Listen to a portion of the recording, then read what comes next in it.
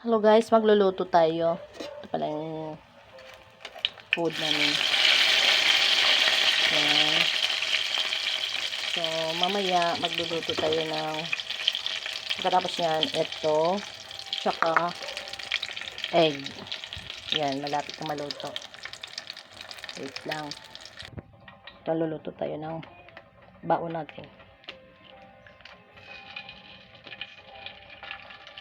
Diba?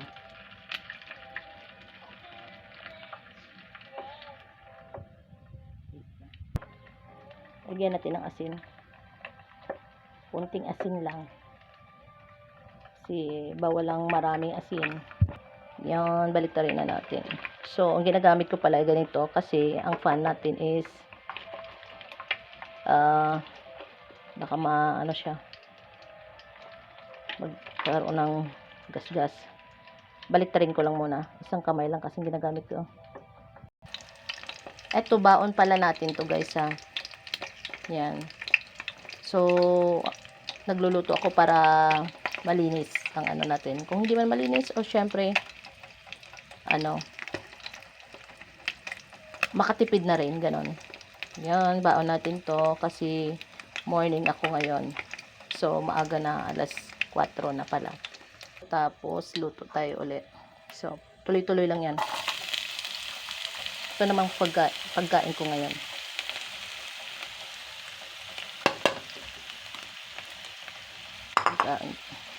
Maraming sibuyas. Lutuin natin yung sibuyas ha. Tapos syempre scramble egg. Lutuin ko muna siya. Wala na akong ilalagay dyan bukod sa asin. Yun lang.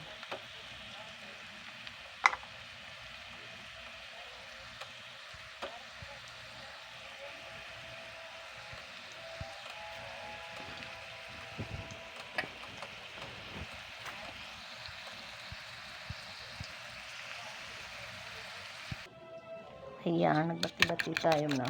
Ayan. So, ginagamit ko palang asin guys. Lagyan natin siyang pink Himalayan salt. Ayan o. So, lagay tayo. Malinis po yung kamay ko. Don't worry. Ayan o. So, ilagay natin yan. Konti lang yan. Ilagay natin yan dyan.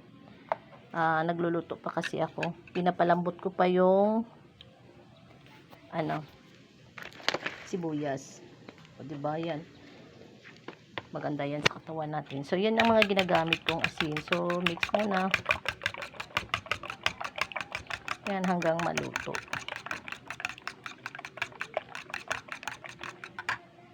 So, hindi pa siya malambot. Kunti na lang.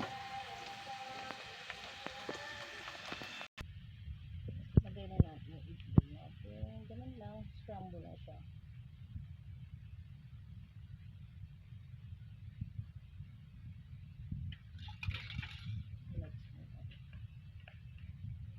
Tayin lang natin maluto siya.